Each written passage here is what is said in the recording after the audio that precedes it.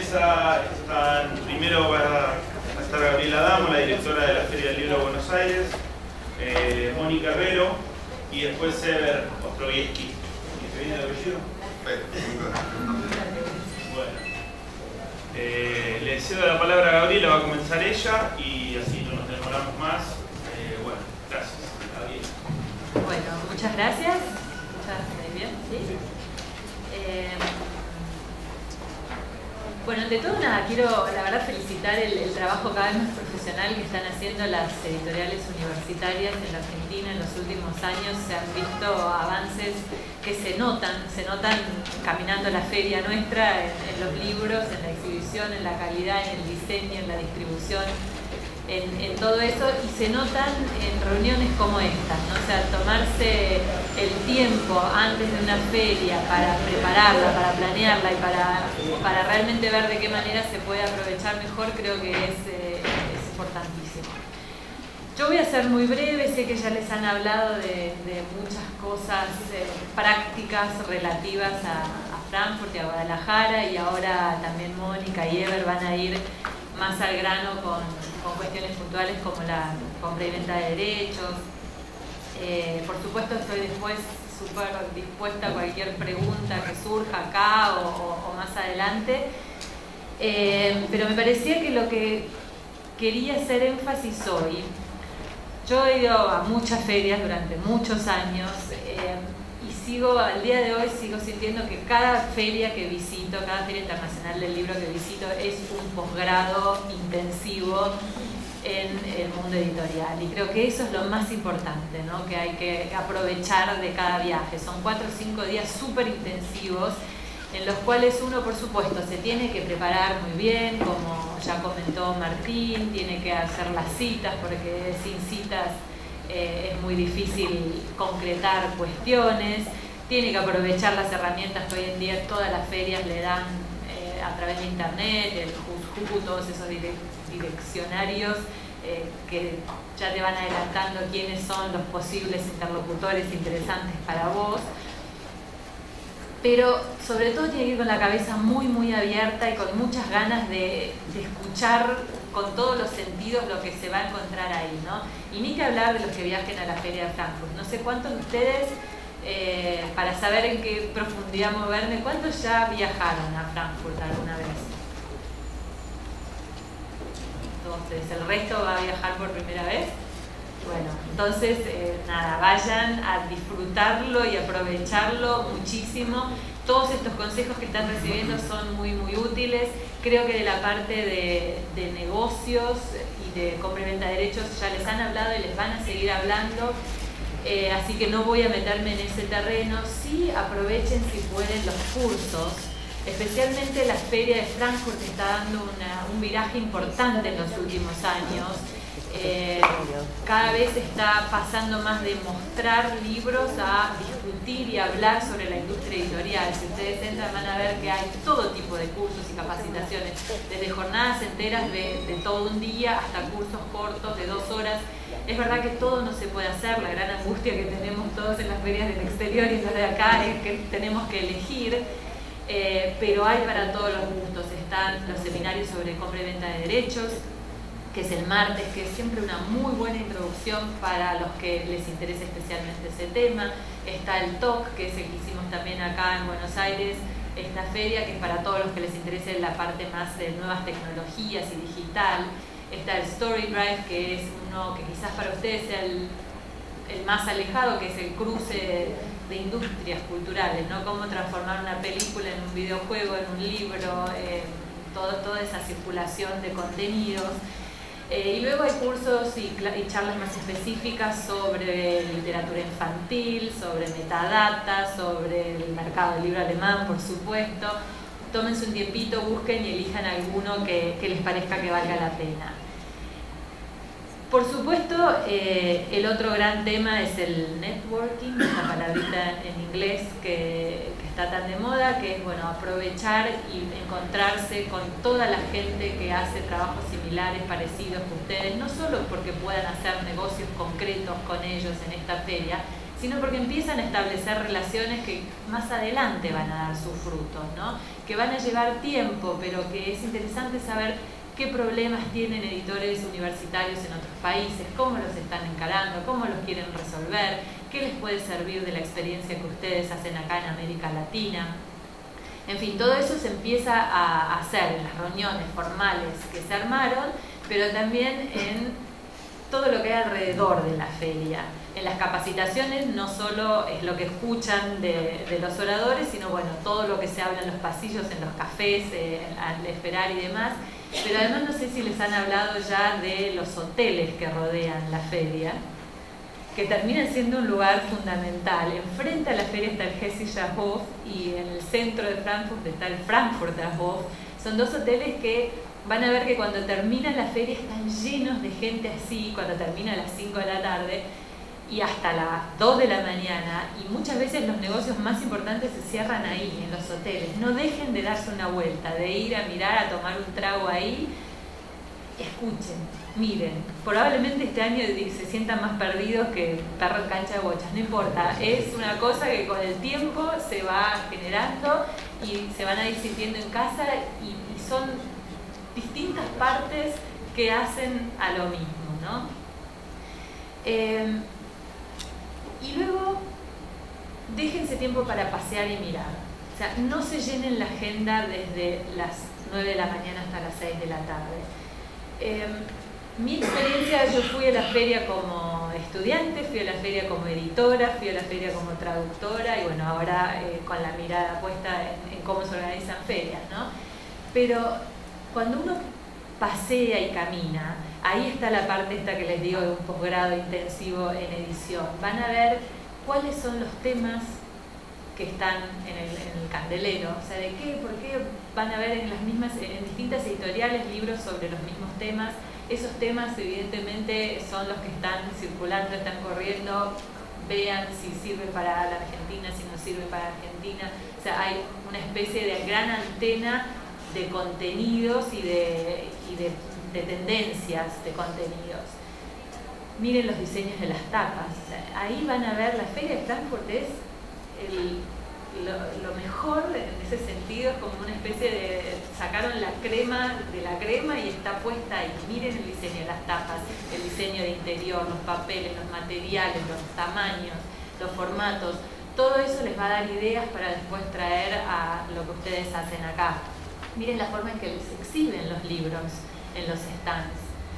Miren todo el material, el merchandising, todo el material que hacen de promoción de sus libros. Es realmente como tener la posibilidad de estar ahí de cerca, llenándose la cabeza de ideas de las cuales después podrán aplicar un 1%, pero bueno, ese 1% va a ser valiosísimo y mucho más de lo que se les podría ocurrir por su cuenta.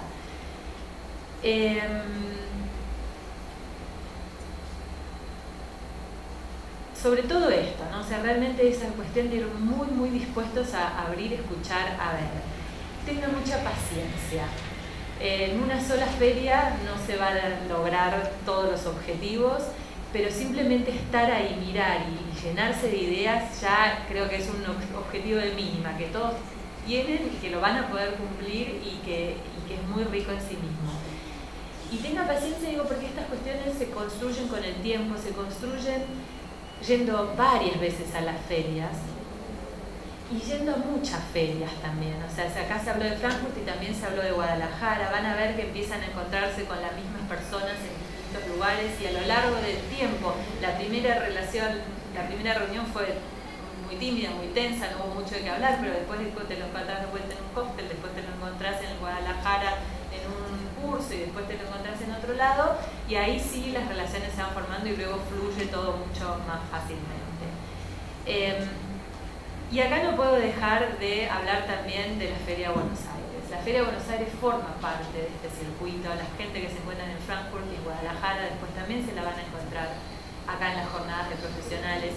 Yo quiero dejar abierta una invitación a todos ustedes, ya los que de alguna manera estuvieron participando como expositores o dentro del stand colectivo La Reúne, quizás hayan recibido la invitación escrita que mandamos, pero si no se las hago ahora por oral.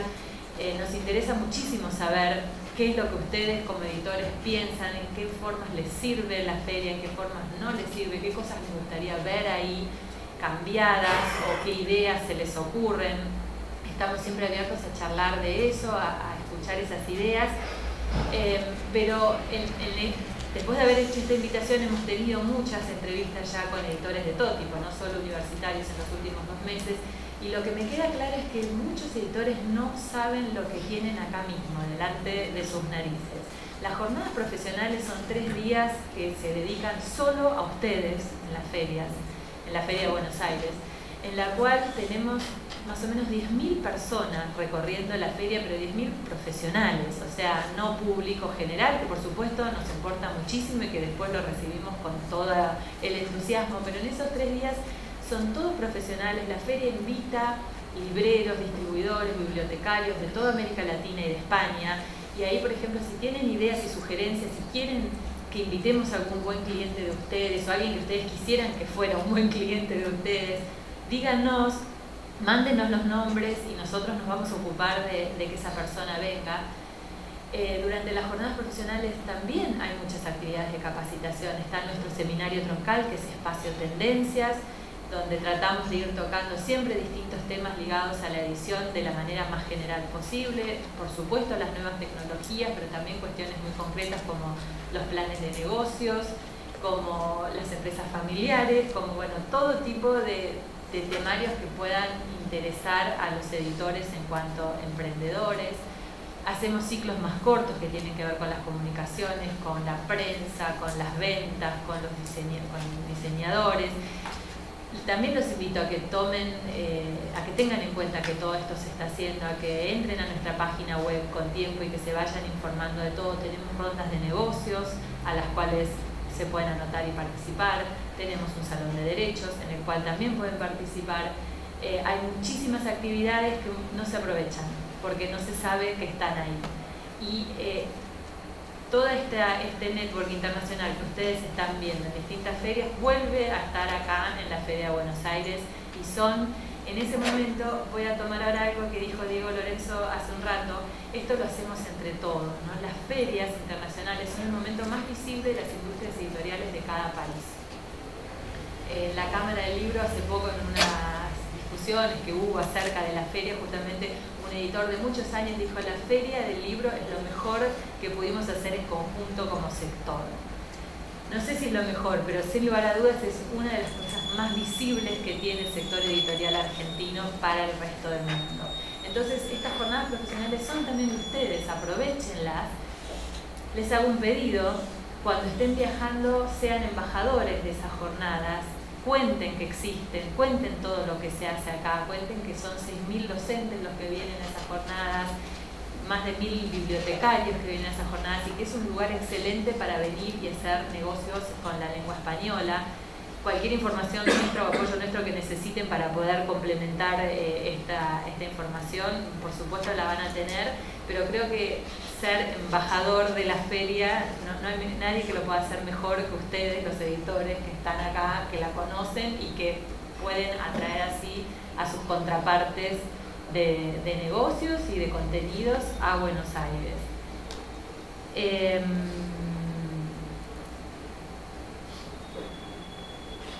Y simplemente, bueno, antes de dejarlos en los que tienen las 2 presentaciones mucho más preparadas, que son Mónica y Ever, a lo que estuvo diciendo Diego, que pude escuchar del programa Sur, les quiero, no sé si están al tanto de que la feria, la Fundación del Libro lanzó Books from Argentina, que es un programa que se lanzó en realidad el año pasado, lo lanzó el gobierno de la ciudad y ahora nos lo pasó a nosotros. Y es una base de datos, un portal en internet en el cual las editoriales, nosotros vamos a hacer 2 llamados al año, en el cual todas las editoriales argentinas nos pueden mandar la información de libros que quieran que sean traducidos. Nosotros vamos a hacer una selección por cantidad básicamente la selección se hace por presupuesto, porque esas fichas hay que traducirlas y eso tiene un costo, nosotros tenemos recursos limitados para eso. Pero bueno, hemos incluido casi todos los que se presentaron en este último llamado. Vamos a hacer una nueva tanda de libros, van a estar incluidos ya para Frankfurt. Y hay que recorrer un largo camino, tiene muchos falencias, tiene muchos problemas todavía este portal, pero bueno, es también una herramienta que complementa esto que les comentaba, digo, de los subsidios. O sea, para que los subsidios se puedan usar, los editores del exterior se tienen que enterar de que los libros están. Por supuesto, las ferias son el momento clave en el cual ustedes van a poder contarles lo que tienen. Pero este portal es algo que está activo todo el año y en el cual también los editores del exterior pueden entrar, pueden averiguar, pueden buscar por género, por autor y luego ir derivados directamente a la editorial que tiene ese libro. O sea, nosotros ahí no hacemos intermediarios, sino que son directos ustedes los interlocutores. Y el otro tema que también quería comentar con ustedes, que posiblemente ya muchos lo sepan, también Diego comentó que en la mesa en Guadalajara se iban a reunir con la gente de Holanda para hablar de los subsidios. Bueno, recuerden, o los que no lo sepan todavía se los cuento hoy, que el año que viene empezamos con la ciudad invitada de honor y que la primera ciudad invitada de honor va a ser Ámsterdam.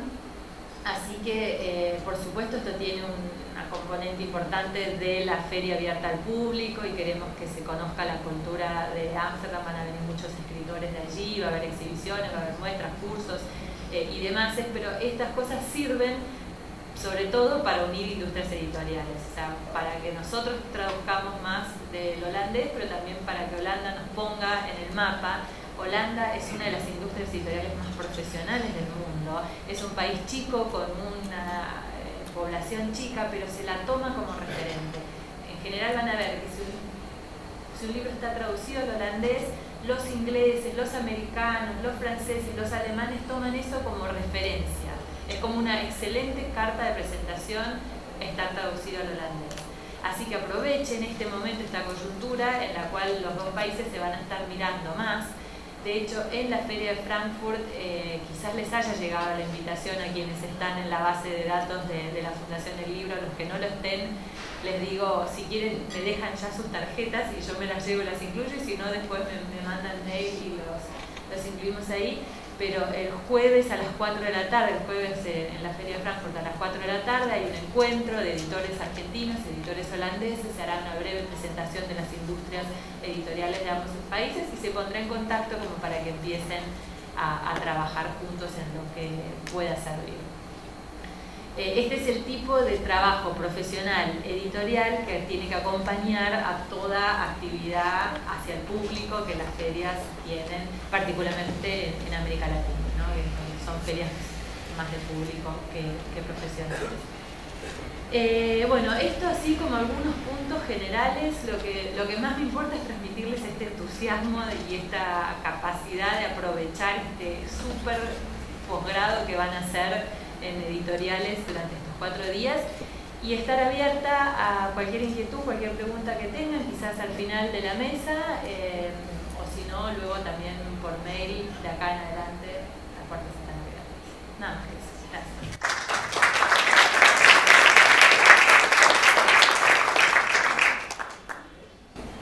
Bueno, gracias Gabriela, muchas gracias. Seguimos con Mónica ahora.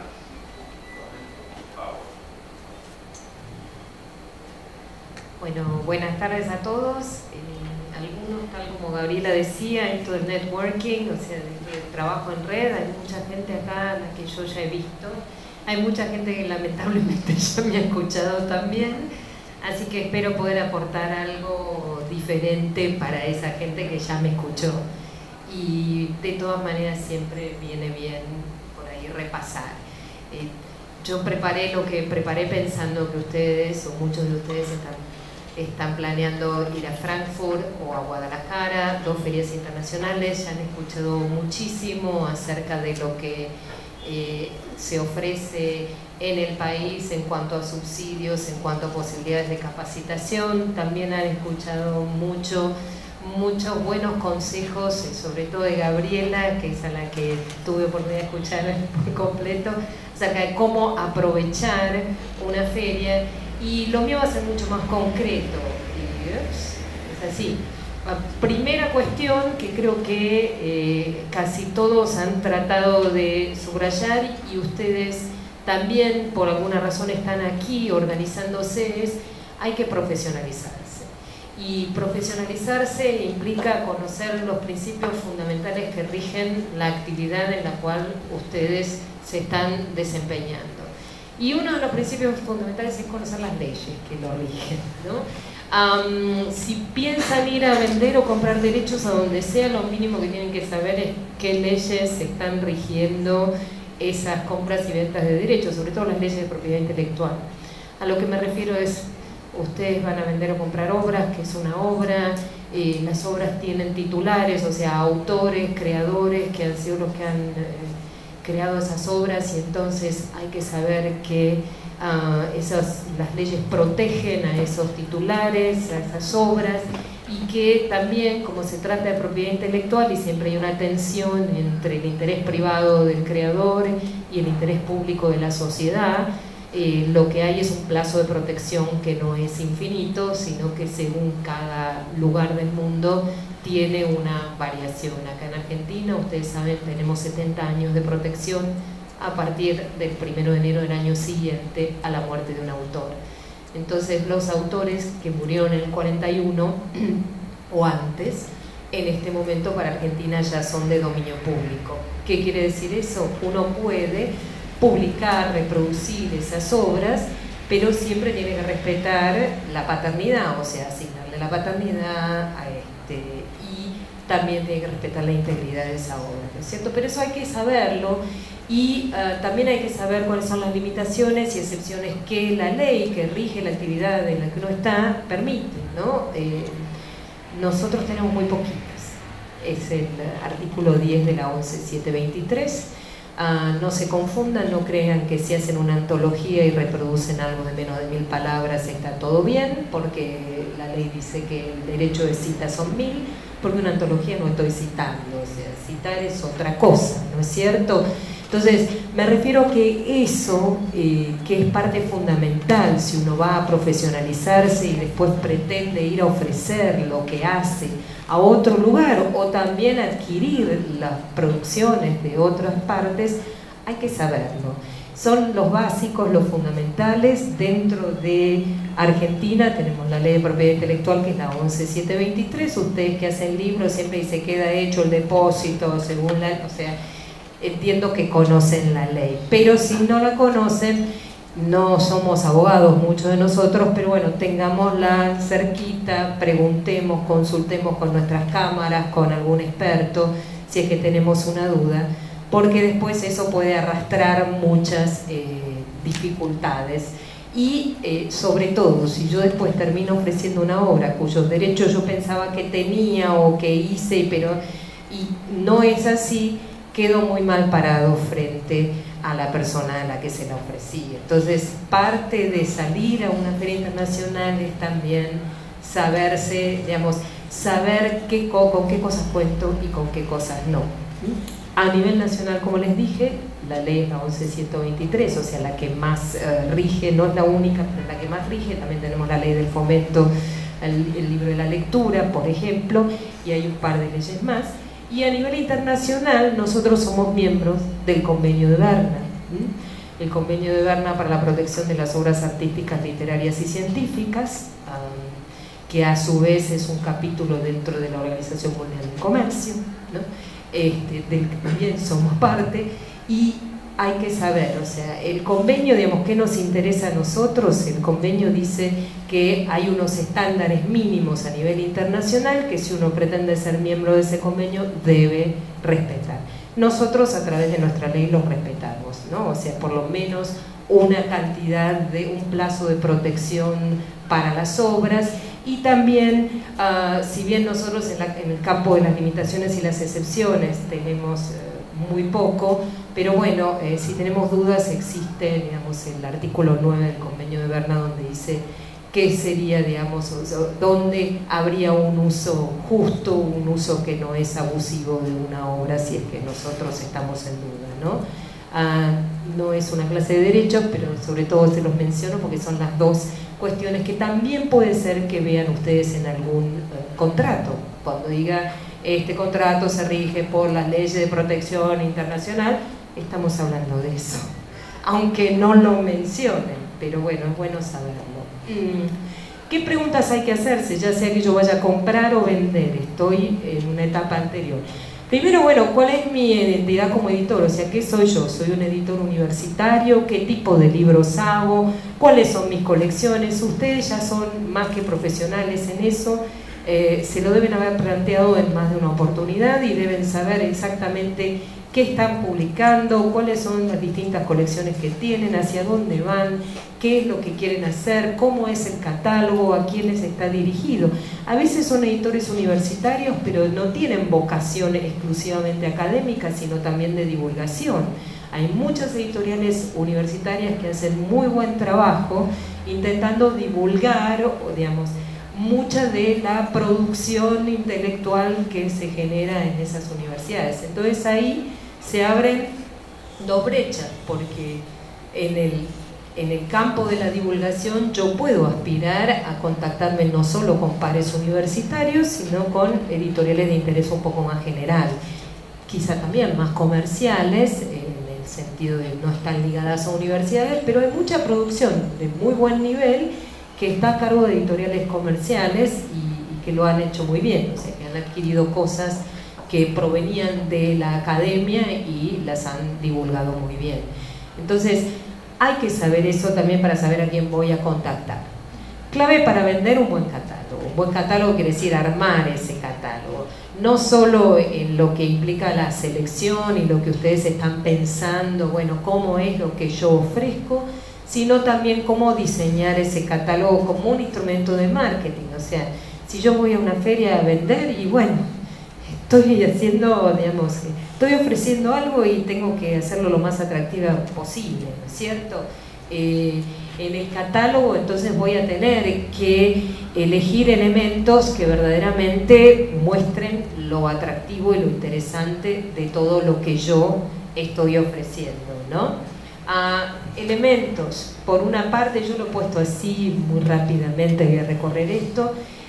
Hoy por hoy tenemos también todos los otros instrumentos como Books from Argentina, las propias páginas web de las distintas universidades. Si la REUN tiene algún otro tipo de herramienta digital para ofrecer en la que uno pueda entrar y ver y, digamos, por supuesto que sirve, pero si van a hacer una pieza física que van a llevar, que también puede estar subida a su propia página, lo mínimo que tienen que poner son los datos bibliográficos de la obra, o sea, cómo se llama, quién es el autor, cuál es el año de publicación, alguna otra cuestión. O sea, mucha gente suele, por ejemplo, resumir en 1 o 2 líneas, bueno, esto es una obra de investigación sobre, no sé, la guerra del Paraguay, supongamos, con una visión crítica o lo que sea que pueda ser interesante para poder... Esa quizás es la cosa más difícil, cómo defino un libro mío en 1 o 2 líneas y pongo aquello que realmente lo caracterice, lo identifique, lo individualice frente a todas las propuestas que pueda haber similares, ¿no? O sea, este es un libro sobre la evolución y bueno, debe haber muchos. ¿Qué es lo que tiene este libro sobre la evolución que no tiene o que pensamos que no puede tener ningún otro libro, ¿no? O sea, eso es lo que puede interesar. En un catálogo también interesan, o sea, las ventas que se puedan haber hecho, por eso lo de derechos. Tal como dijo Gabriela, editores de muchas partes del mundo se fijan, a ver esta obra dónde está vendida. Si yo soy editor extranjero y digo, bueno, esta obra... Y van a ver, si ustedes observan catálogos, la publica Anagrama, la publica Compañía de Letras en Brasil, la publica Bloomsbury en Inglaterra, la publica quizá, no sé, Anne-Marie Metayer o Gallimard en Francia. O sea, hay como un conjunto, un combo de editoriales que suelen publicar todas, porque van mirando qué es lo que publicó el otro, porque ellos mismos se van diciendo por este networking. Y tener una obra que haya sido adquirida por una determinada editorial, si uno no pone ese dato, está perdiendo una posibilidad de que otro se interese, porque digan, ¿cómo? Yo digo, qué sé yo, Presse Universitaire Française es una, digamos, hablando de una editorial universitaria, es una editorial de mucho prestigio, y esta adquirió esta obra, entonces yo voy a mirar, porque ellos son parecidos, tienen una línea parecida a la mía, ¿no? Otros elementos que pueden ser muy útiles, ya sea que ustedes hagan un catálogo, hagan una propuesta de la obra que quieren ofrecer, o simplemente quieran poner elementos en su página. Prensa, si hubo prensa, citas de autoridad, por decirlo de alguna manera. Si yo, no sé, tengo un libro de economía y consigo que un economista premio Nobel diga algo, un premio Nobel que por ahí nosotros respetemos diga algo, y bueno, no viene mal ponerlo, ¿no es cierto? A veces, como les decía, el argumento o el índice son elementos importantes para colocar. Han visto, y probablemente muchos de ustedes hagan esto, que en las páginas también uno puede descargar el primer capítulo o puede descargar el índice. Todo ese tipo de elementos son muy atractivos, porque a ustedes les va a pasar cuando estén contratando una obra, no tiene muchos elementos para guiarse. Entonces ver el índice te puede dar una idea, encara el tema desde esta perspectiva, o sea, va a tomar aquellos o tales elementos que a mí me interesa, o no, lo descarto justamente porque así no me gusta como encara el tema. Diseño de la pieza, bueno, ya sea en internet o digamos, en físico, en papel. Bueno, todo lo que sea espacio, tipografía, ilustraciones, color o blanco y negro, todas esas decisiones también hacen a la compra y la venta. Estamos hablando de compra y venta. Quizá como editoras universitarias a veces les cueste más pensar esto como una cosa que también es un negocio. Pero si voy a comprar o vender, estoy hablando de esto, es como cuando voy al supermercado, y disculpen la analogía, pero a veces elijo, no sé, la botella que es más bonita, el arroz que tiene el mejor color, o sea, toda esa ingeniería de diseño que hay atrás de los envases y de los colores, también aplica para esto si yo voy a comprar o vender. Si simplemente yo me dedico a publicar libros que me encantan y no me importa cuál va a ser la finalidad, y total no tengo problema ni de presupuesto ni de nada, bueno, pero si yo también estoy queriendo movilizar esto, voy a tener que poder atrapar a los posibles interesados en mi catálogo de alguna manera. Y yo también me voy a fijar en muchas de esas cosas cuando mire los otros catálogos. Es todo un conjunto. No quiere decir que porque el catálogo sea bonito, si las obras son malas, no.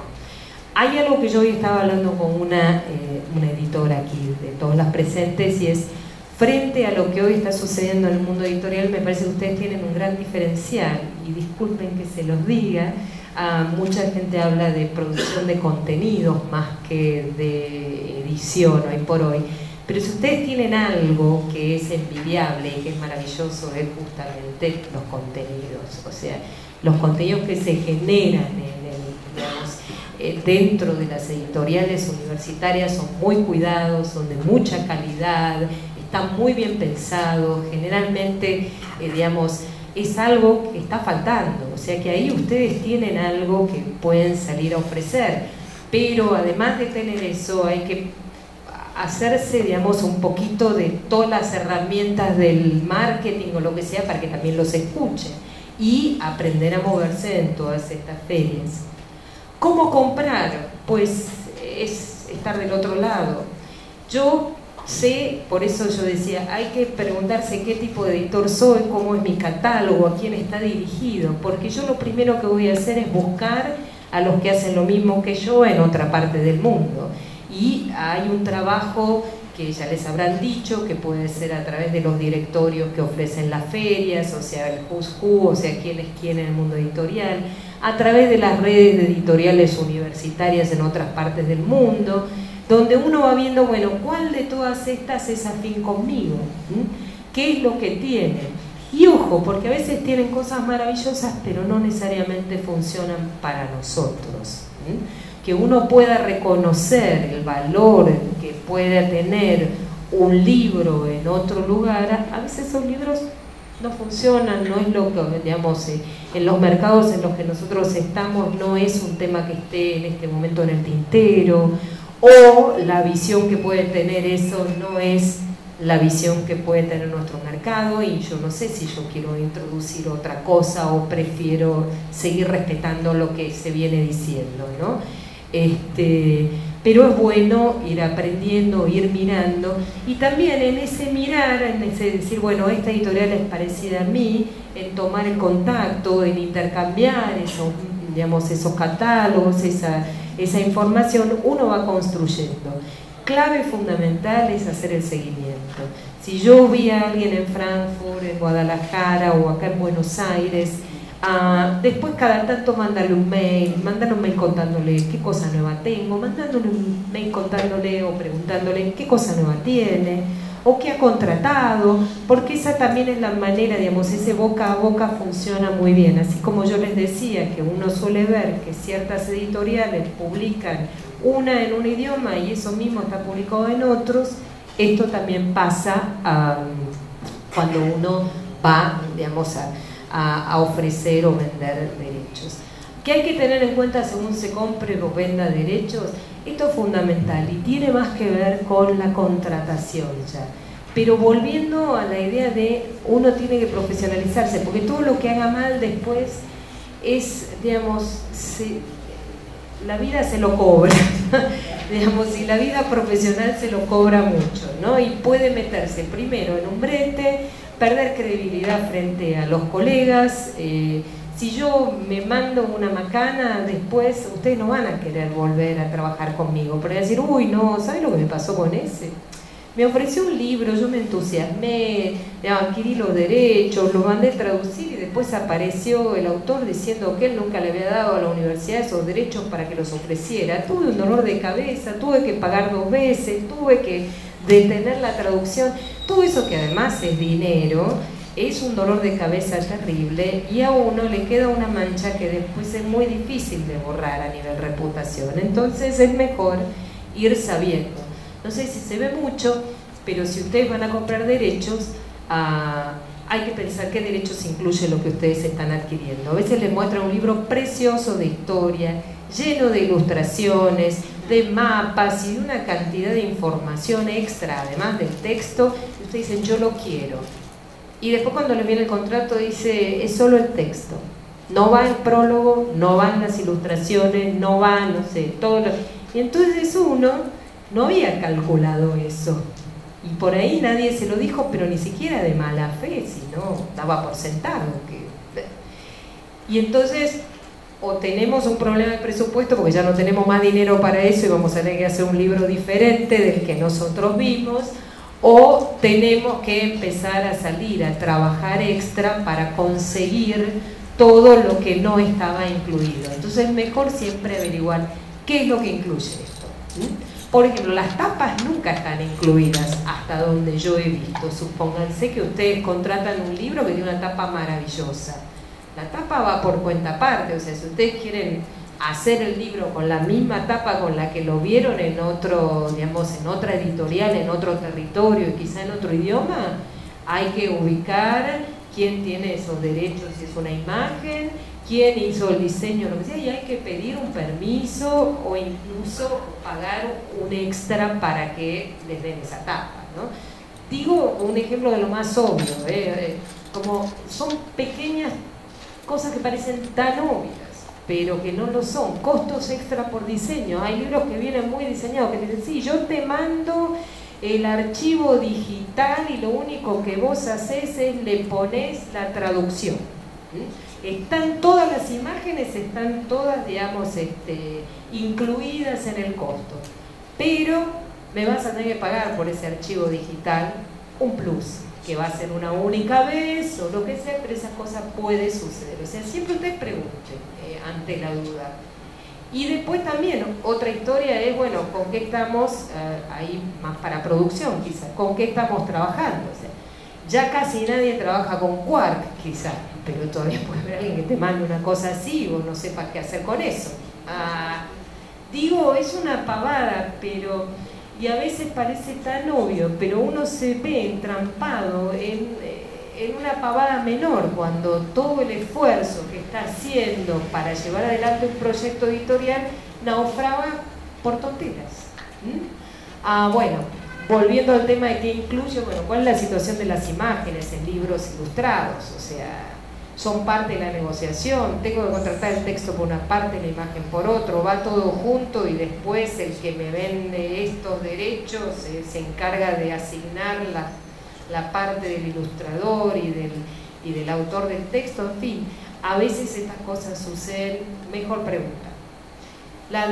Y después puede suceder, ustedes, yo he visto que traen a muchos autores, vale la pena preguntar, este autor, ¿qué disposición tiene para participar en la promoción? ¿Lo podemos invitar si hacemos una reunión de universidades, si hacemos unas jornadas?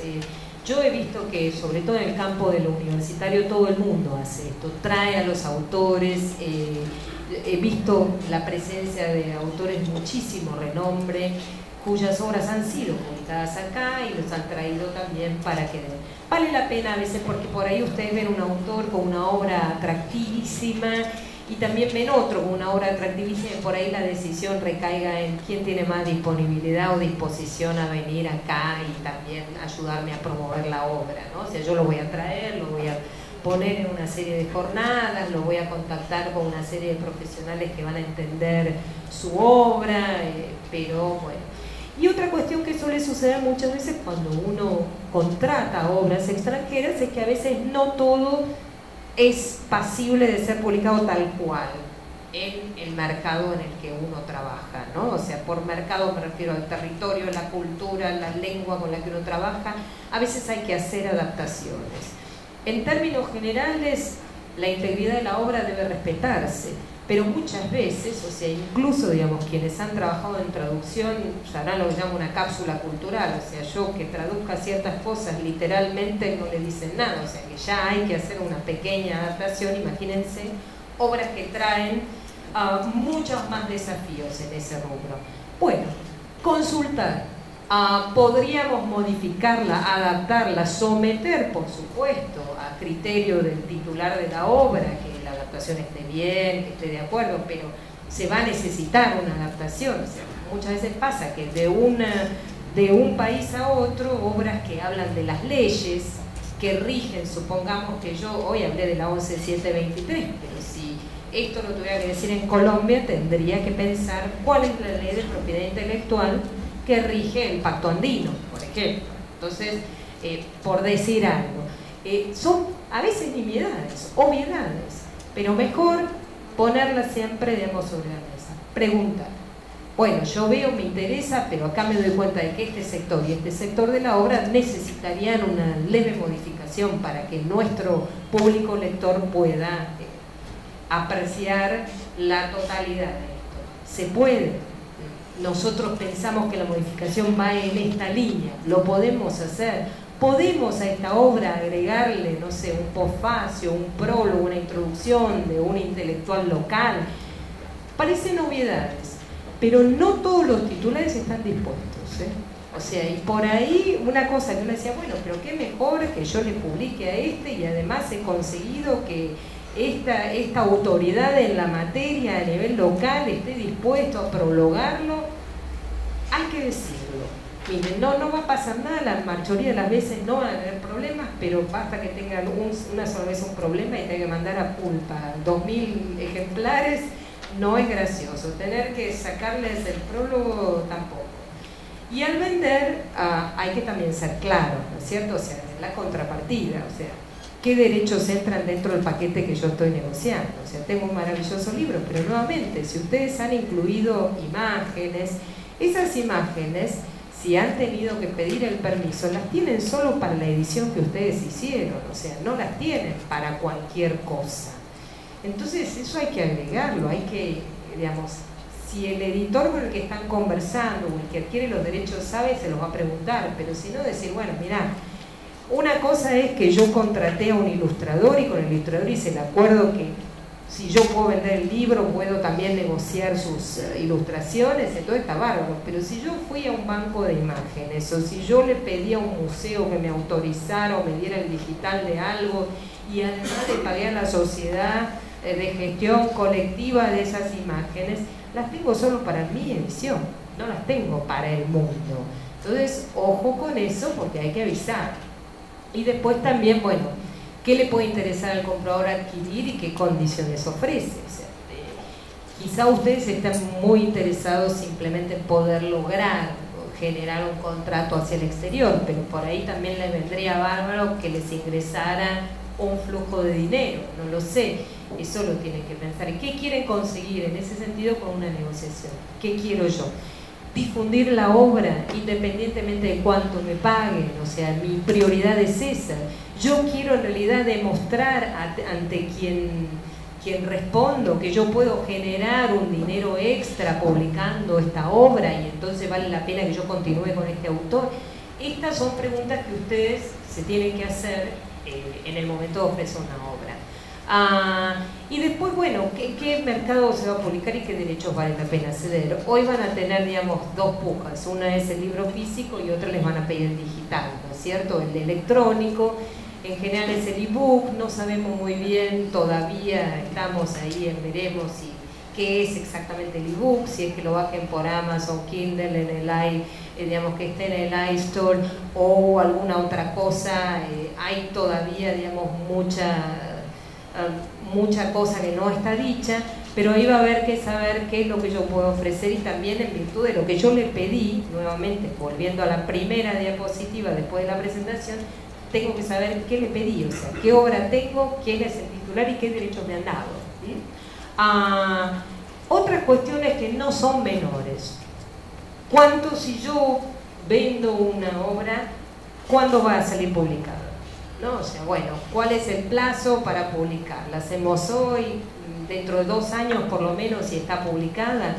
Y otras cuestiones que ustedes siempre tienen que tener. Sistema impositivo del país contratante. Nosotros tenemos o no acuerdos para evitar doble imposición, o sea, están vigentes, los podemos, digamos, podemos ejercerlos. O cuando me dice que me va a pagar tanto dinero, después me va a llevar menos porque me está reteniendo algo que no puede dejar de retenerme en el país, ¿no? O sea, que yo hice. Ojo, porque a veces uno dice, hice un contrato buenísimo y cerré por tanto y después recibe menos, pero recibe menos porque está o los gastos bancarios, que es uno de los grandes temas, o la cuestión de cuál es, digamos, el sistema impositivo que rige en ese país, que dice, bueno, usted va a sacar el dinero del país, tiene que quedar acá por rentas o digamos, por ganancias, tanto por ciento de lo que usted saca, ¿no? O sea, entonces hay que saber estas cosas. Nuevamente, si voy a contratar, o sea, cómo limitar o cómo, si la cosa no funciona como nosotros queríamos, cómo podemos hacer para salirnos de esto. Por eso hablo de mecanismos de reversión. ¿Con qué sello se publicará la obra? O sea, ustedes saben que una editorial tiene varios sellos, algunos sellos son más prestigiosos que otros dentro de la propia editorial, no todos tienen el mismo peso simbólico.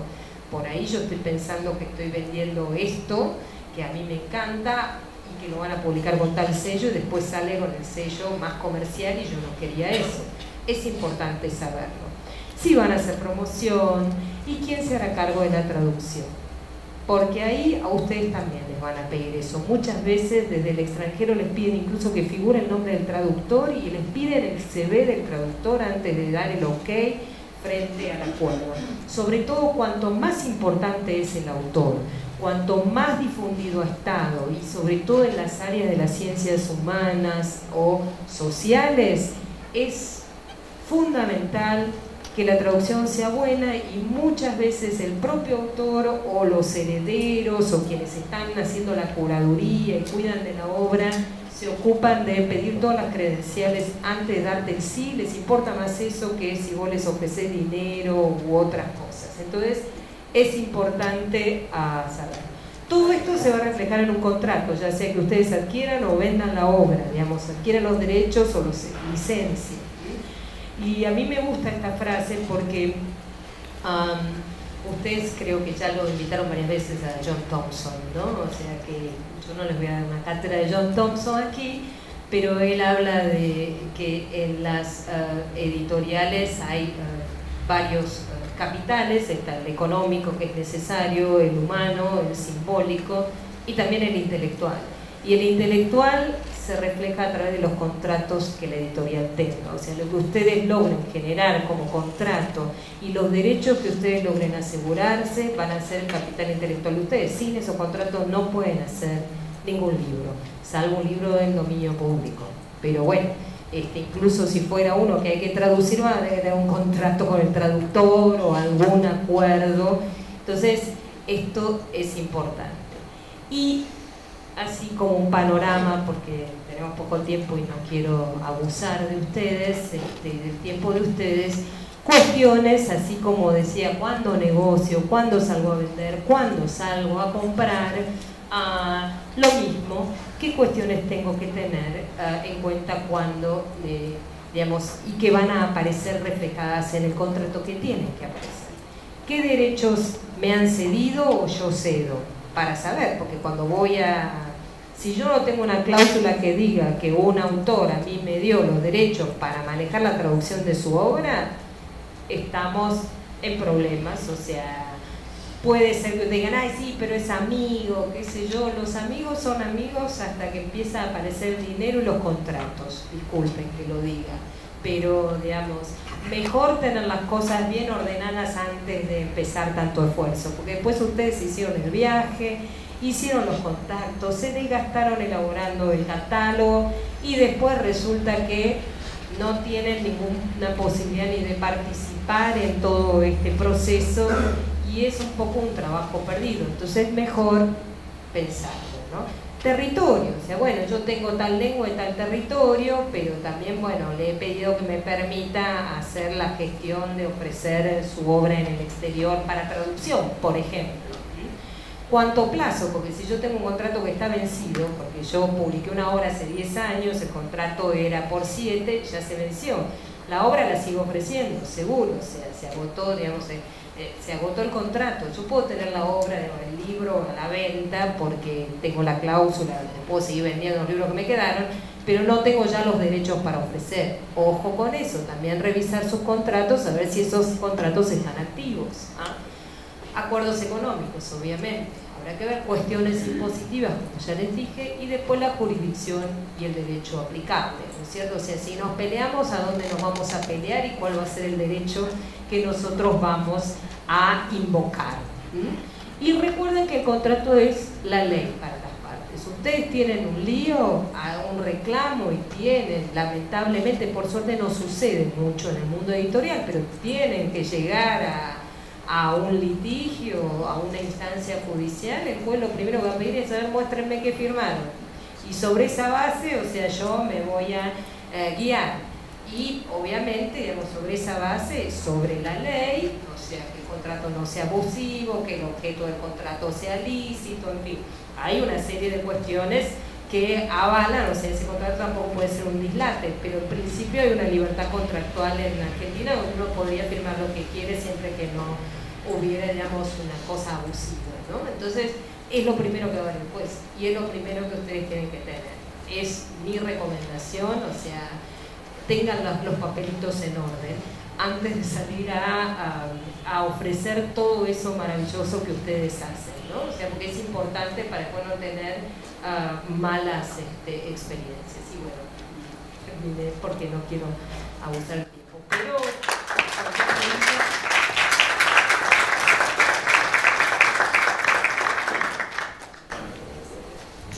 muchas gracias, Mónica. Y ahora le cedo la palabra a Ever para cerrar esta mesa previo al almuerzo. Voy a tratar de ser entonces lo más breve posible porque el hambre y las bebidas nos esperan o desesperan.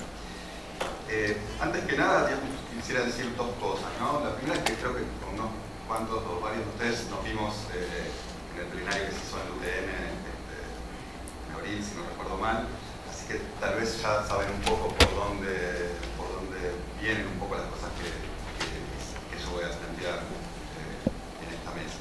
Fue un grupo de investigadores argentinos con Alejandro Ullome, que está acá en la sala, con Gustavo Sorá, que no pudo venir porque está de viaje fuera del país, y con todo otro colectivo que se ha comenzado a conformar, y esto lo paso a modo de información y de chivo también si quieren. Un colectivo de investigadores que provienen de la historia de la edición, de la historia de las ideas, de la sociología de la cultura, que estamos intentando, o que están intentando, nosotros los más jóvenes tratamos de sumar a esa dinámica, de lanzar ese campo de disciplinar, vinculado entonces a la edición oposición al libro en todas sus facetas, sociológicas, contemporáneas, históricas, historias de editoriales, problemas de la concentración, en fin, un sinfín de todos estos problemas que son propios de la profesión desde una perspectiva académica, con un primer congreso que ese era el chivo del que iba, se va a hacer en La Plata, desde el 31 de octubre al 2 de noviembre, si no me equivoco mal, y en el cual ya tenemos una 50 ponencias aproximadamente, invitados extranjeros, va a venir Janine Mollier, que es un historiador del libro muy importante de Francia, Giselle Sapiro, que es una socióloga, discípula de Bourdieu también, va a estar ahí, investigadores de Brasil, en fin, mucha gente que creo que puede ser algo interesante para ustedes, al menos ver el programa y ver si hay algo de eso que les puede interesar. Por lo tanto, bueno, voy a tratar de hacer entonces lo más sintético posible. No voy a repetir entonces esto que hablamos tal vez la última vez, ¿se acuerdan que lo que yo les había comentado y lo que había lanzado para someter un poco a la crítica de ustedes? En esta hipótesis nuestra de que la edición universitaria en general, en Argentina y en América Latina en particular, pero en general, tiene una oportunidad, una serie de posibilidades, de potencialidades para desempeñar un rol distinto al que venía desempeñando hasta ahora por estas características del mercado global editorial, todos estos fenómenos que ya conocemos de sobra, de concentración, de estandarización de ciertos contenidos, de conformación de grupos, ya no solo de edición, sino de edición de comunicaciones, que dejaban un callejón cada vez más pendiente para algunos libros que desde las editoriales universitarias efectivamente pueden ser interesantes publicar, no solo por su rentabilidad, sino también por otros motivos, pero sin descuidar necesariamente el hecho de que puedan ser sostenibles y publicables en el marco de una política histórica. Entonces lo que quería plantear hoy, que es aún una hipótesis digamos más en curso, más en plena discusión, de hecho entre nosotros mismos no estamos de acuerdo y me interesaría mucho que ustedes nos digan qué piensan con respecto a eso, tiene que ver con el lugar de la edición universitaria con respecto a dos fenómenos que nosotros estamos viendo como fenómenos importantes y que pueden afectar e incidir en la edición universitaria, la edición pública, parapública. Después podemos conversar un poco de eso. Y hacia el final sí voy a decir dos cositas un poco más vinculadas a tips o a cosas que puedan servir para ferias, que eso tiene que ver más con una experiencia personal laboral mía, digamos, que con la investigación, con respecto a la importancia de las estrategias colectivas y de la profesionalización, y cómo esos dos ejes van de la mano y cómo pueden ser importantes profundizar todo este trabajo que ustedes ya están haciendo y yo vienen haciendo. Pero empiezo entonces por esos dos primeros puntos más hipotéticos que quisiera lanzar para discutir, para que podamos comentar aquí otro día después de haber bien alimentado nuestros cuerpos en otro momento. Estos dos problemas son, por un lado, esta evolución, digamos, dentro de la producción académica, y como me refiero a la producción, me refiero a la producción de los investigadores y no de las editoriales.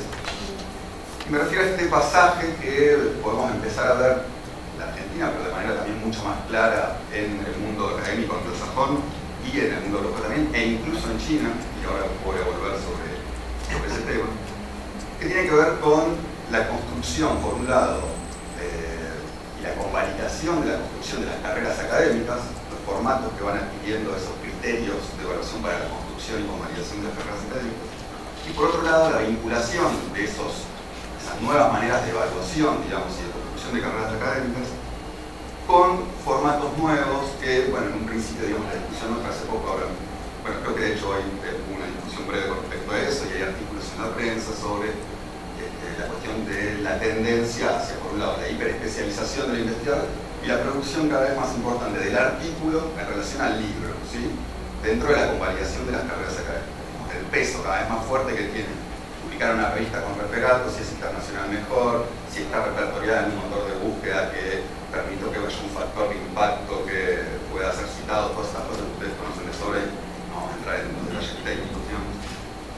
Pero como hay una evolución en ese sentido, ¿sí? Vamos entonces los investigadores cada vez más a interesarnos más en la producción de artículos más que de libros, porque desde el punto de vista de los criterios que están rigiendo actualmente, y esa es otra discusión que no quiero dar acá porque tiene que ver con otras cuestiones, pero entre los criterios de evaluación de nuestras carreras académicas, lo que se da es esa carrera de la publicación del texto, ¿sí? La publicación del artículo con referato, repertoriado, los factores de impacto, etc. Lo cual representa un problema desde nuestro punto de vista, y acaba estas cuestiones que les digo son hipótesis y que nos gustaría tener opiniones de ustedes, ser un impacto para la edición universitaria. Porque efectivamente, ustedes incorporarían en libros, digamos, ¿no?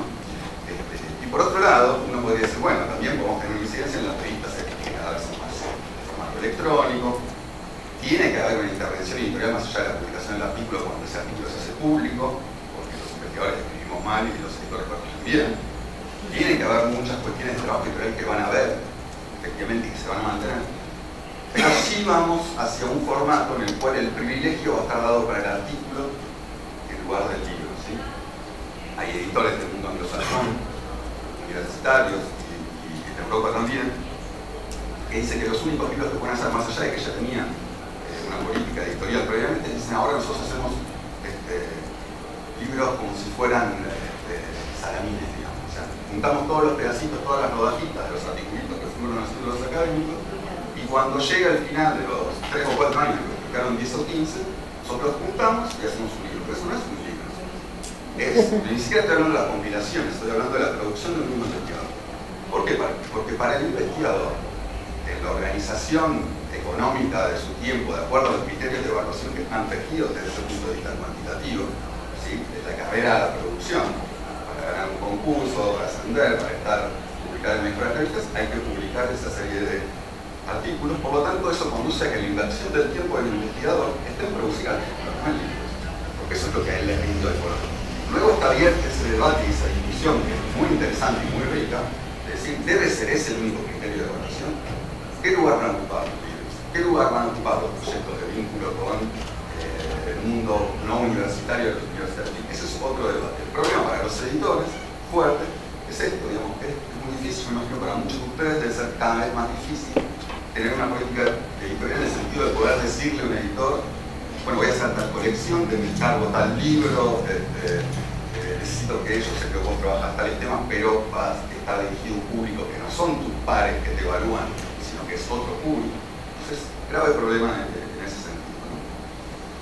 Un segundo problema vinculado a esta misma cuestión de la publicación de artículos electrónicos es esta tendencia, esta discusión de dirigirnos hacia el formato del acceso libre o el open access, ¿no?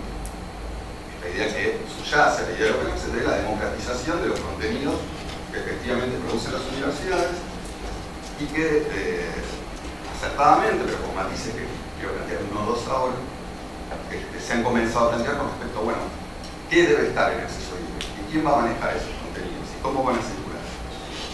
Y acá quiero cuento dos anécdotas breves, pero que me parecen interesantes porque forman parte del recorrido profesional e intelectual de alguien que seguramente con mayor o menor gusto todos hemos, quienes nos interesa el mundo editorial, hemos al menos leído algunas cositas de él y seguido un poco lo que dice, que es Robert Dalton, ¿no? Que recién hablamos un poco de él. Ustedes saben, Robert Dalton, además de ser un gran historiador del libro, fue editor universitario, Princeton, durante varios años, fines de los 70, inicio de los 80, y ahora es el director de la biblioteca de Harvard, ¿sí? Una biblioteca universitaria. Y yo quiero citar dos textos de Dalton. Un texto de los años 80, que si no lo leyeron lo recomiendo fervorosamente, que se llama la edición como estrategia de supervivencia de los autores académicos, que es básicamente una burla a las necesidades de los autores académicos, de los investigadores, de comenzar a publicar. Una burla con una cierta dimensión de verdad, ¿sí? ¿En qué consiste? En dos palabras. Él dice, bueno, como estaba haciendo, como terminé mi tarea como editor en Princeton, estaba haciendo las cajas con los manuscritos, estaba viendo el catálogo de lo que había hecho, etc. Y comencé a analizar qué era lo que veníamos haciendo y qué era lo que estaba sucediendo.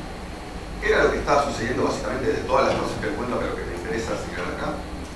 Que en esa etapa, fines de los 70, inicio de los 80, comenzaba esta lógica de la evaluación y la necesidad de la publicación para la construcción de las carreras académicas. Y él que decía, grave problema para ustedes, decía, y se burlaba de los investigadores. Si usted escribe una tesis sobre tal cuestión, sobre una ciudad perdida en el oeste norteamericano, tiene un grave problema porque los editores privados o públicos universitarios tienen cada vez más oferta de cosas para publicar y menos recursos para publicarlos. Entonces, grave contradicción entre esa necesidad de publicación y los medios y los recursos para hacerlo. Y una cuestión que podríamos agregar a eso, grave problema también, porque los libros de esos académicos tenían contenidos cada vez más vinculados a una hiperespecialización, que es otra cuestión propia a la evolución del mundo de la investigación universitaria. primer problema entonces que él señalaba en ese momento, bueno, pues hay que tener una política editorial, hay que, digamos, la publicación de libros no estaba puesta en cuestión, sino que eran otros problemas que limitaban o que generaban problemas para el campo editorial universitario. Ahora, ¿qué sucede hoy con el mismo autor, la misma persona, hoy bibliotecario? Ustedes por ahí habrán visto en la prensa en el mes de abril de este año, hubo una gran polémica que está en curso, y es uno de los que lanzaron esa polémica es justamente Dalton, que en tanto director de la biblioteca de la Universidad de Harvard, lanzó una solicitada que circuló primero en los Estados Unidos, pero también después de fuera de los Estados Unidos, y que fue acumulando adhesiones de universitarios no solo del mundo anglosajón, sino también europeos y también en algunos casos latinoamericanos, donde lo que planteaba Dalton era lo siguiente, que decía hoy las bibliotecas universitarias, ustedes saben que la edición universitaria en Estados Unidos tenía un modelo económico que durante muchos años permitió que la subsistencia de esa edición fuera importante y la calidad de lo publicado fuera importante, era que básicamente había un mínimo piso de rentabilidad que era asegurado por las compras de las bibliotecas de las mismas universidades de lo que publicaban cada una de ellas. Por eso las ediciones de las University Press americanas tienen un nivel de calidad tienen, en algunos casos lo mantienen, un nivel de calidad muy alto, que no es exclusivamente lo que producen sus investigadores. Son los que tradujeron todos los autores alemanes o franceses o incluso latinoamericanos que las editoriales comerciales no podían permitirse por los problemas de rentabilidad que eso podía representar, porque no tenían ese mercado cautivo, que introdujeron a Derrida, en fin, todo lo que ellos llaman la French Theory, etc. Gracias a esa posibilidad. Imaginen ustedes si cada vez que ustedes sacan un libro tienen un piso de 3.000 ejemplares que ya están vendidos. Y luego tienen 1.500, 2.000 para poner en circulación de sectores por fuera de la biblioteca. ¿Qué dice Dalton en esta última solicitada? Y adhieren bibliotecarios de otros países y estamos en una discusión en pleno auge. Dice, esta tendencia a la publicación y a la convalidación del prestigio, las carreras académicas, sobre todo en el mundo de las ciencias duras, particularmente, ahí está clarísimo, ustedes lo sabrán, los matemáticos, los biólogos, etc. Publican en inglés, en revistas, artículos, etc. Pero también cada vez más en el campo de las humanidades, ¿qué produjo? Produjo una tendencia a la publicación en esos espacios, las revistas de preferencia electrónica, de gran preferencia hasta el día de hoy pagas, y que la puesta a disposición de esos contenidos pasen por las bibliotecas universitarias. Ahora, ¿qué ocurre? Esos artículos, las revistas más prestigiosas, que tienen esa evaluación peer-to-peer, por tribunales de pares, digamos, que convalían esos contenidos, están también al día de hoy básicamente concentradas en 3 grandes grupos. ¿Sí? Dice, hay 3 grupos, el Saber, que es el más conocido, que ustedes ya conocerán,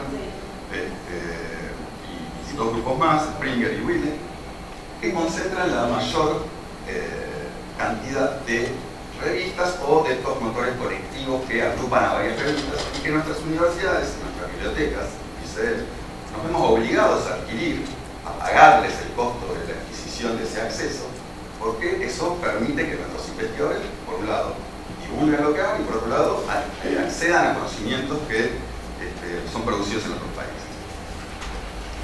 Al día de hoy, en la biblioteca de Harvard, por ejemplo, que estamos hablando de una de las más ricas del mundo, que se está quejando, se están quejando de los más pobres, casi el 40% del presupuesto de la biblioteca va para este tipo de publicaciones, lo cual restringe la posibilidad de acceder a otro tipo de libros.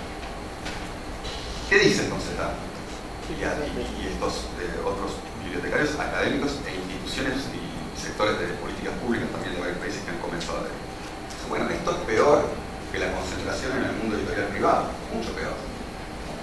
Casi lo llaman el sector capital rentístico. ¿Por qué? Porque dicen, nosotros, los universitarios, escribimos los artículos, nosotros los universitarios, y ahí estamos hablando con fondos privados, en nuestro caso estamos hablando con fondos públicos, en el caso de algunas universidades europeas también, nosotros hacemos toda la producción de los contenidos. Nos encargamos de buscar a los evaluadores de los otros países, nosotros sabemos cada una de nuestras universidades la locura que representa buscar evaluadores, la necesidad de encontrar materiales. Y al final volvemos a comprar esos contenidos que desarrollamos nosotros, pagando precios exorbitantes a estos 3 grupos que concentran esa esa distribución, digamos, de acceso.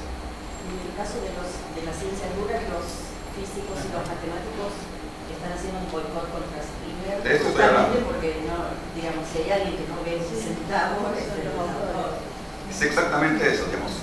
Se ha llamado así, digamos, en la prensa ha salido como boicotear a estas tres grandes grupos, pero no partió, digamos, no es un grupo ni de universitarios anarquistas, etcétera, que plantean esto, porque también muchas veces se asocia. Quiero volver, me parece que la cuestión del Open Access es interesante porque una cosa es en este campo, otra cosa es en el campo editorial, digamos, hay como muchas particularidades y capas complicadas, pero en este caso puntual de las revistas, lo que están diciendo es esto: bueno, nosotros estamos haciendo esos contenidos, los estamos evaluando, los estamos desarrollando, los estamos editando y luego nos los venden a estos precios exóticos.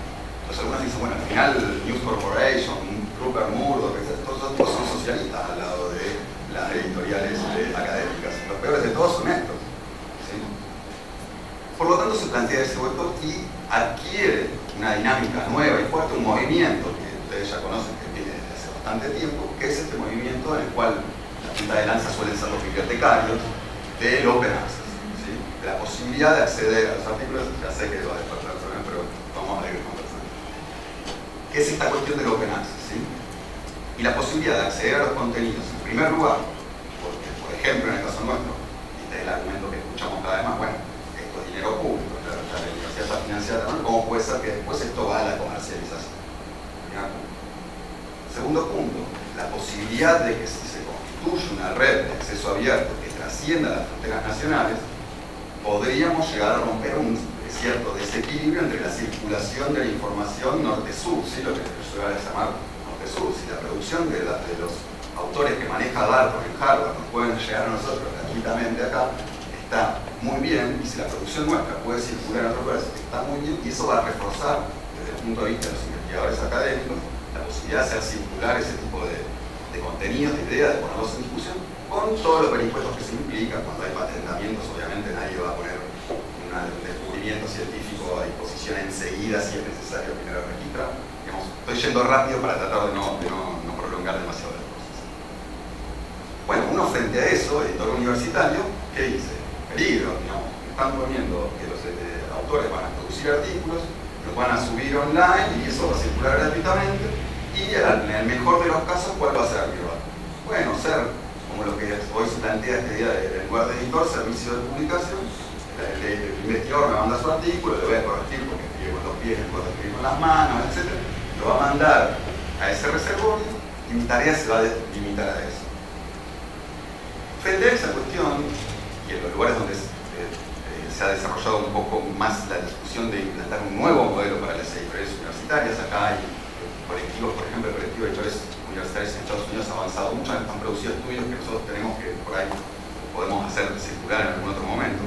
Y los editores también, por ejemplo, en Francia han hecho eso, y sé que ustedes van a ver después de Frankfurt en la Casa Argentina en París, van a tener una reunión con el colectivo de editores universitarios franceses que han hecho el mismo recorrido de ustedes, que tienen problemas muy similares a los de ustedes, que han encontrado algunas soluciones y otras no, y es bueno aprovecharlo. Los holandeses también, sí. Sí.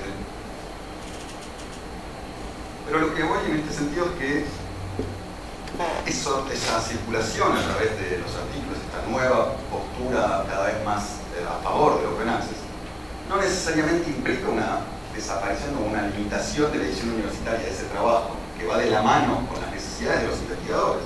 Yo imagino y sospecho que una de las tensiones y problemas más graves que tienen ustedes es esa tensión entre la necesidad del investigador y el desarrollo de una política editorial. A veces van de la mano, a veces no, es un poco más complejo. Pero ¿qué callejón están tratando de abrir los editores universitarios? Les digo de los dos casos que yo conozco un poquito mejor, que es en Estados Unidos y en Francia. Bueno, una cierta complementariedad, ¿sí? ¿Qué dicen ellos?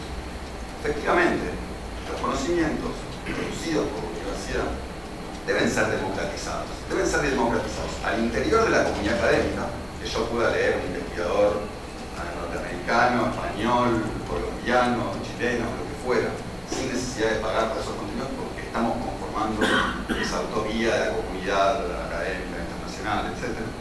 Y eso no está mal, digamos. De hecho, digamos, aceptan que eso está bien.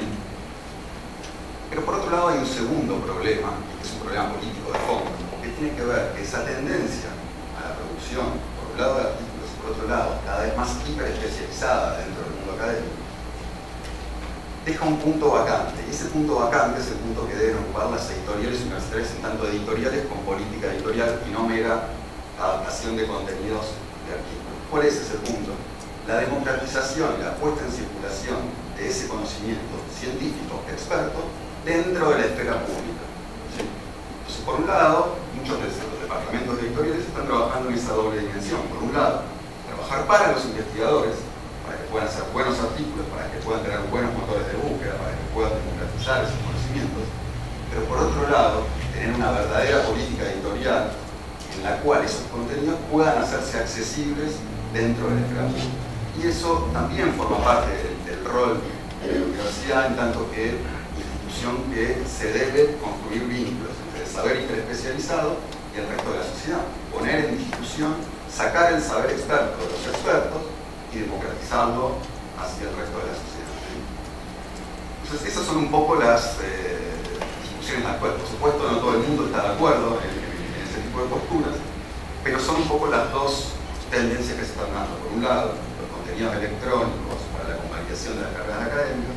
Por otro lado, esa búsqueda de la necesidad de un nuevo rol para la edición universitaria, que pueda ya no solamente ser usina de producción de las investigaciones académicas, sino también que juegue ese rol de transmisor, ¿sí? Ese rol de puesta en vínculo de la universidad y la sociedad, digamos.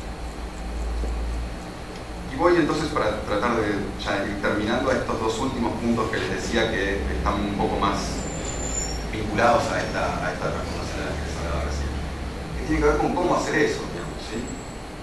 En el caso de que esa puesta en circulación de contenidos que necesariamente, y esto digamos, ya es una visión más personal, van a ser complementarios entre el papel, el electrónico, etcétera. El mercado, digamos, el mundo editorial del artículo y de las revistas efectivamente va hacia el camino electrónico. No creo que necesariamente los yo, sino también gente que está, digamos, conversando al respecto, ese sea el camino, al menos en el cortísimo plazo también para otro tipo de libros, pero sí van a ser de manera complementaria y sí van a existir diferentes tipos de formatos. ¿Qué hacer frente a eso? ¿Cómo construirlo? ¿Sí? O sea, construir una política editorial en la cual el editor universitario no esté respondiendo directamente a la necesidad del investigador, sino que esté pidiendo un plus, que esté construyendo otra cosa. Bueno, creo que hay, con respecto a la dimensión de la internacionalización, que es un poco lo que nos interesa hoy con respecto a las ferias y estas cuestiones vinculadas a los intercambios de derechos, es un gran plus, una gran ventaja que pueden tener las editoriales universitarias. Por un lado, la posibilidad que tienen, que ese es el trabajo que ustedes claramente están haciendo de una manera sorprendente, interesante, conflictiva, como todas las estrategias colectivas, pero es el desarrollo de una estrategia colectiva. Para los editores que están fuera de estas grandes ligas de grupos que pueden pagar anticipos exorbitantes, etc., para traducciones, es fundamental el proceder colectivo, y eso creo que es muy importante. Ya no en el sentido de ofertar libros, sino de adquirir libros, porque también podríamos considerar dentro de esta nueva concepción de la edición universitaria, o no nueva, digamos, pero bueno, parte de los ejes que ya se venían dando, pero que se puede llegar a intensificar, de democratización y de puesta en circulación de un saber experto adaptado, editado, trabajado por el editor, etc., dentro de la sociedad en la cual esas universidades están insertas, también juegan un rol las traducciones, porque que los libros publicados en francés, en alemán, italiano, en inglés, lleguen al mercado y a los lectores argentinos, depende de que alguien los haga. Y hay libros que efectivamente tienen niveles de rentabilidad que hoy hacen que las editoriales comerciales cada vez lo vayan dejando más de lado. Por tanto, puede haber una decisión de política educativa, cultural de las universidades, de decir, no, bueno, nadie publicó el último libro de autores clásicos, que tal vez sí, pero pienso en un montón de sociólogos, etcétera, que están un poco del campo nuestro, que nosotros estamos deseosos de leer, que tienen un público lector, que tienen 1000 a 1500 lectores, digamos, que podrían estar interesados en esos libros, que tal vez de a poco cada vez van a ser solamente las editoriales universitarias con una política editorial que las van a poder poner en circulación. ¿Cómo lograr eso, digamos? Y esa es la última cuestión, y con esto cierro un poco estas cuestiones de las cuales te venía hablando. En primer lugar, la necesidad de acceder a un espacio ajeno, extraño y a veces reacio para la edición pública y universitaria, que es el mercado internacional de las traducciones. ¿Sí? En general, cuando ustedes se reúnen con un editor comercial clásico, cuando uno dice que es una editorial pública universitaria, a veces es más problema que solución, en otros casos no, pero a veces hay un cierto nivel de desconfianza, digamos, ¿sí? Porque se intuye que ese tipo de proyecto editorial puede depender de una política determinada, de una coyuntura, etc. ¿Cuál es la gran fuerza de la internacionalización y de la regionalización para lograr eso? En primer lugar, la posibilidad de proceder colectivamente. Leía Frankfurt con un stand en el que no hay un editor universitario en medio de una maraña de editores comerciales, sino que hay un colectivo que trabaja juntos, que hace que sus libros circulen, que vean en el mapa que la editorial universitaria de Jujuy, de Entre Ríos, del sur, de tal lado, están en la red y que esos libros van a poder circular. En general, cuando uno hace producir un libro, muchas veces para los libros académicos lo que interesa es que circulen. Y mucho aún mejor si esas redes están vinculadas y tienen contactos y tienen aceptadas relaciones editoriales o políticas editoriales comunes con otras editoriales de la misma lengua. ¿Sí? O sea, fundamental, importante, eso yo también sé que ustedes lo están haciendo, tiene que haber editores de México, de Brasil, de América Latina, de que este espacio editorial latinoamericano sea un espacio que pueda ser una fuente de seducción para los editores de otras lenguas, decir, bueno, si nosotros producir nuestro libro por una editorial universitaria argentina, que tal vez pueda hacerlo en una coedición con un mexicano y con un chileno, ese libro va a efectivamente estar presente en esos países. Si se lo dio un editor comercial, probablemente lo ponga únicamente en el país en el cual ese libro va a ser rentable. Es un gran valor agregado de la constitución de un recorrido colectivo, ¿sí? La posibilidad de proponer eso. Ahora, para eso se necesita encuentros, se necesita profesionalizarse, se necesita que ustedes puedan encontrar afinidades con otros editores universitarios de la región para tal vez pensar en colecciones comunes, y se necesita profesionalización, todas estas cosas que decían Gabriela y Mónica, de conocer cómo funciona, cómo se hace una coedición, qué tenemos que poner en la agenda cuando hacemos reuniones con otros colectivos editoriales de la misma lengua, qué tenemos que poner en la agenda cuando son colectivos editoriales universitarios de otros espacios. Por lo tanto, como conclusión diría esas dos cosas, digamos, frente a un contexto en duda y de discusión de estos temas que planteaba inicialmente, la estrategia de la regionalización, la internacionalización, pero dentro del mismo campo lingüístico, y la construcción de vínculos con otros colectivos del mismo tipo, en otros países, en otras regiones lingüísticas, me parecen fundamentales. Y fundamentales también para constituir el primer paso, porque tal vez al principio es muy difícil que Gallimard o que una editorial muy prestigiosa le dé un libro a una edición de una editorial universitaria. Ahora, si ustedes llegan el año que viene con un catálogo en el que tienen 4 libros de una editorial universitaria francesa, que ustedes han logrado traducir gracias a este tipo de convenios, su catálogo ya está internacionalizado, ya dieron un paso, ya inspira otra confianza, ya puede llamarlo por teléfono, aunque se lleven mal y se pataleen como van a hablar cuando vayan a ver a los franceses, porque dicen ustedes los asiste el Estado, no, etc. Las mismas discusiones que siempre. Puede llamarlo y decir, ¿qué pasó con tu libro? ¿Qué sucedió?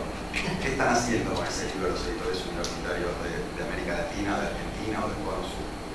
Por tanto, entonces, construcción de vínculos colectivos al interior de ustedes, regionales, con otros colectivos de editores públicos o parapúblicos en otros lugares, es un paso, yo diría, seguramente necesario para abrir las puertas a lo que viene después y para constituirse en un actor atractivo para después sí traducir a aquellos autores que no solo circulan en esas editoriales universitarias, sino otros que les puedan interesar traducir por su política editorial, por la política de su universidad, por la necesidad que ustedes encuentren de poner en la esfera pública de discutir ciertos temas que son valiosos para los investigadores argentinos, pero para el público electoral argentino. Así que esas son un poquito las cosas de las que yo quería hablar y tal vez escuchar a ver después qué opinan ustedes.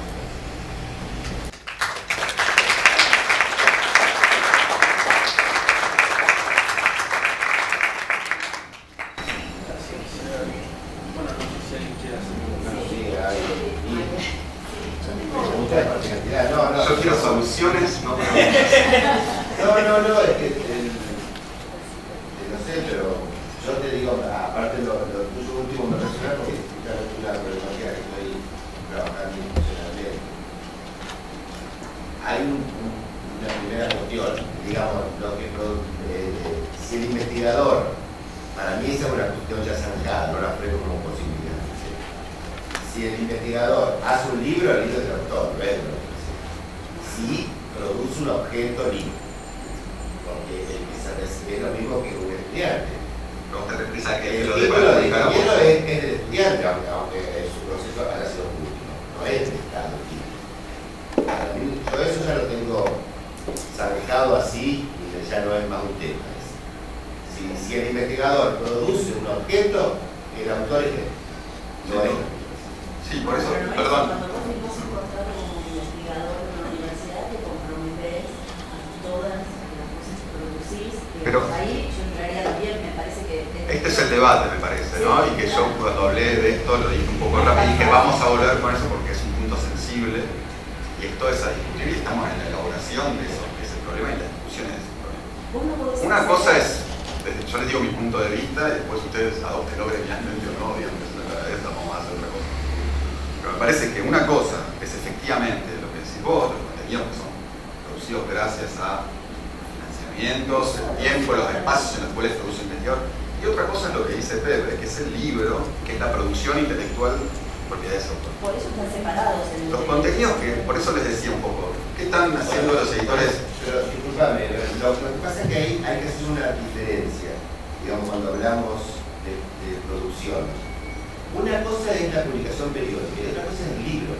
Una cosa es el trabajo en curso y otra cosa es el libro. La necesidad que tiene un investigador de hacer conocer su último conocimiento de punta no es una pieza editorial, es una necesidad de comunicación. No estamos diciendo lo mismo, ¿eh? No yo estoy absolutamente de acuerdo con lo que dice. dice. No es un problema editorial. No, yo estoy absolutamente de acuerdo. Por eso te digo que eso sí está dentro del acuerdo de investigación, de CAIT, de conocer el formato de cada una de las universidades. Pero nosotros tenemos, digamos, nuestro objetivo es socializar el conocimiento. El interés de él es comunicar académicamente lo último que no es socializar el conocimiento. Socializar el conocimiento es pensar de mí para abajo, no para que quede conforme este tipo. Entonces, ese también es un tema, porque nosotros, por ejemplo, en nuestra editorial, que centralizamos toda la producción que hace la universidad, de revistas, de todo, tenemos un problema enorme, porque no 24 revistas ahora. Si nosotros tenemos que solucionar desde la editorial 24 revistas, bueno, no tener. Es lo que estaba diciendo, o vas hacia ese formato, que es la necesidad, o la complementariedad. Digamos, yo te digo mi opinión y las cosas que he leído es la ignorancia, pero creo que está la discusión institucional, consejo, decano, todo. Bueno, pero ¿cuál es el objetivo de la editorial? Resulta que ahora estamos teniendo esa situación porque hay revistas que gracias al laburo nuestro han salido a tiempo, han indexado, traen la base ECO, la base 100, entonces ahora yo les mando a decir que el problema de las publicaciones es un problema académico, no es un problema de la editorial. Porque es un problema de la facultad, un prestigio de la facultad, digamos. Nosotros estamos para hacer libros. yo digo lo mismo. Lo que digo, tal vez, perdón, un pequeño paréntesis porque si no, tal vez se malinterpreta lo que yo dije y quiero que eso quede, digamos, bastante claro en cuanto a cómo se ve. Una cosa es exactamente lo que decimos. Una cosa es un libro, otra cosa es un artículo, una cosa es un libro objeto, otra cosa es el formato electrónico. Una cosa son los contenidos que se producen para la construcción de una carrera académica, que muchas veces son un work in progress. Digamos. La idea de esta circulación es que podamos discutir, que me pueda decir esto es una porquería lo que vos hiciste, lo que podés escribir, que la evaluación de los pares se hagan rígidos, eso es lo que enriquece al investigador. Otra cosa es hacer un libro donde está el valor agregado del trabajo editorial. Está el trabajo editorial, está la construcción de un libro y no de este salamín que les decía yo de poner un librito atrás del otro y ponerse a armar un libro. Está la posibilidad también y todo el trabajo de los dos puntos que hoy son esenciales para poner en circulación en la esfera pública los libros, que no son los contenidos exclusivamente, sino es, ustedes lo saben mejor que nadie, la difusión de esos contenidos que son los visibles en la esfera pública. Es un trabajo editorial. ¿Sí? Y por otro lado, está como que vivimos en una parte del mundo al menos donde el circuito editorial de los libros es el circuito del mercado, el mundo nos busca. Por lo tanto, salir a poner en circulación esos libros en el mercado de libros, en librerías, en los lugares donde los libros se publican, implica conocer sus reglas y funcionar con esas reglas. Poner un libro papel, y eso es una opinión personal, digamos, atender tiene que ver, poner un libro papel, pónganlo, llévenlo a Hernández, pongan una mesa de libros gratis, Y al principio se los van a llevar, después pierde el valor, digamos. O sea, estamos ante el circuito editorial de los libros, el circuito que nos funcionó es mercantil. Y hay experiencias que demuestran eso. Las manualizaciones, por ejemplo, los contenidos en los planes de estudios universitarios europeos, en muchas etapas fueron contenidos que se daban gratuitamente. La degradación de ese objeto fue fuerte. Es una discusión no para darla a través colectivamente, sino para pensarla y tal vez ponerse a escribir y explicarlo bien, porque puede sonar mal en algunas cuestiones. Si todo lo que nos gustan los libros, hay algo que queremos es que los libros circulen, se lean y que sean accesibles a todo el mundo. Pero el espacio en el cual esos libros circulan son diferentes. Una cosa es el mundo del libro, la circulación dentro de la cadena del libro en la que está el autor, el editor, el distribuidor, el que hace la prensa, el librero, el que lo vende, etc. Y otra cosa es la circulación de los contenidos académicos, que es esto a lo que me refería yo del Open Access, que tiene que ver con la posibilidad de hacer público entre las comunidades de investigadores los contenidos y luego a través de editores de ahí pensar qué libros van a ser. Yo en mi avance, digamos, de esta discusión, digamos, logré eso, que el Consejo Superior resuelva que todas las publicaciones periódicas están colgadas digitalmente y de acceso libre. Hay algunos directores que han solicitado reservar el año en curso y esa dejarla libre recién a partir del 1 de enero. Los derechos, muchas cosas. Y hay una tensión fuerte también que mientras que no discutamos, perdón, ya me callo, hay una pequeña cosa que también hay que discutir, que es nuevamente la decisión, el trabajo colectivo, digamos, no es casualidad esta cuestión que yo les decía de este llamamiento internacional. ¿Por qué? Porque si el único investigador en el mundo que va a publicar y va a colgar en la web de las universidades sus artículos es el investigador argentino, sus artículos, su carrera académica se va de gratis, no es justo, no, el más conservador de todos es el investigador en esta cadena, ¿sí? El que quiera hacer la carrera académica, todos eso somos nosotros, ¿no? O sea, la circulación del conocimiento está bien, pero también toda la subjetividad del investigador muchas veces está atravesada por esa cuestión. Entonces, si uno le dice, vas a publicar en esta web, pero no vas a ir a las revistas que te dan prestigio, hay un problema, entonces hay que trabajar colectivamente. Hay dos cosas que me parece que son... Habla con el micrófono, bueno, te escuchamos bien. Hola. No, me parece que hay como dos aspectos que son nuevos en un sentido y en otro lado pueden parecer obvios, ¿no? Pero por ahí este es el mejor lugar para decirlo porque hay gente del Estado. Uno es que el conocimiento no se produce, no es una producción individual, sino que también hay ahí todo un patrimonio cultural, sobre todo los investigadores que trabajamos y fuimos a la escuela, que nos formó, bueno, todo eso que ya todos sabemos. Entonces ahí hay algo que es un bien, ningún autor puede renunciar a su derecho como autor, eso es obvio. Lo que sí me parece que hay algo que es un bien intangible que no es solamente del autor, en una producción intelectual producida en el marco de un contexto académico. Y además hay políticas públicas, digamos, me parece que en el caso particular de la Academia Argentina, el INSI tiene regulaciones muy precisas y muy estandarizadas y todos sabemos más o menos cómo, y ahí hay un poder sobre la regulación de que si no tenés la carrera acreditada, si no tenés, digamos, todo eso lo conocemos. Por otro lado, es la primera vez en la historia de la humanidad, digamos, donde la regulación se da al mismo tiempo que la construcción de un dispositivo. Ahora, el que tiene el derecho es el que aprieta el último botón, quiero decir, Google o X, que